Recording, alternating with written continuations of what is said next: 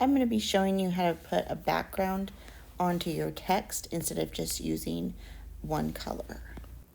First, I'm going to make my own background using the gradient. So I'm going to make a rectangle, and then I'm going to go to my colors and go over to gradient.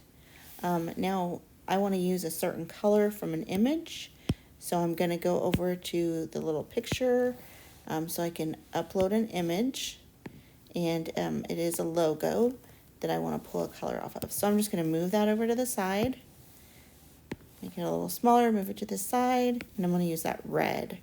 So go back to my gradient, and then, all right, and then I'm going to go over here to the little dropper to pick my color.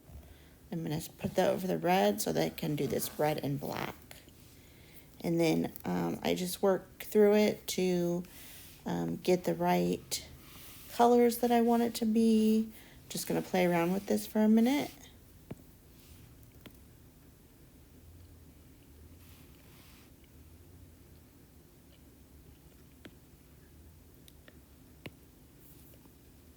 All right. So now I'm going to export this so that I can use it to put on my text.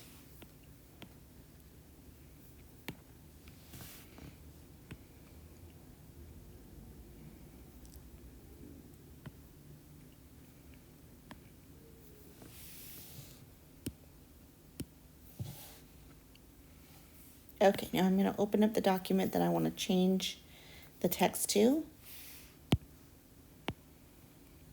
Now, as you can see, I messed up because I just did the quick export, and so I exported my whole screen that had the logo on there. So I'm actually going to redo this. So go back, and when you're exporting it, you don't want to do quick or else it just does everything. I just want to do this one artboard. So then I export it. I'm just going to do it as a JPEG and save it to my photos. Okay, so I'm going to open up my other document now. And the first thing that I want to do is select the text and then go to the little picture, pick my background, and now I'm going to resize it. You want to make sure you have the pointer selected when you're doing this. And so that looks good there. So that's it for that word. And then I'm going to do the select drinks, go to my picture, pick the background again, and do the same thing for each group of words.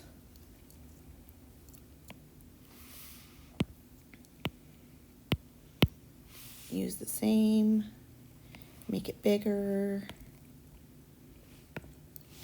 and there we go. And if you are going to move the background, resize it, you want to make sure you go into the layers here, select image, and not the whole clip group, or else it will move everything. So you can't do one letter at a time. The only way to do one letter at a time is to do one letter in its own text box. So here I'm going to show you what you do. Same thing when you're doing the whole word, but now we're just doing one letter at a time. So if you want each letter to be something different, you'd have to do it this way instead of the whole word. So I'm just resizing this, and there is the C. Okay, so I wanted to just show you a couple things in a little bit more detail. So earlier I said that you want to make sure you have the image selected and not the whole clip group. So say you just wanted to move the background and you selected on the whole thing. So you were out here, you wanted to move the background on the C, and you tap it. You can't. So what you have to do is go over to these layers, select the down arrow, tap just so the image is selected, and then you can move it around to get what you want. So that's what you have to do to move the background.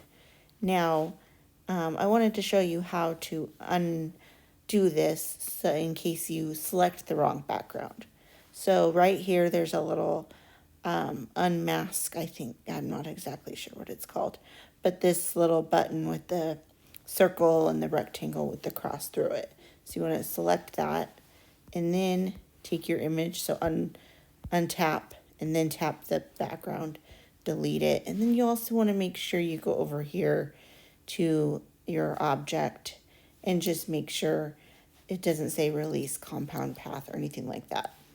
And then you can add your new background. So let's see here.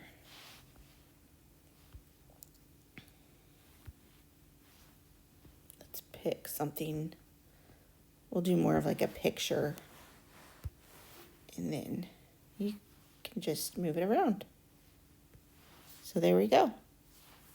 I hope this helps. I hope you can spice up your letters now.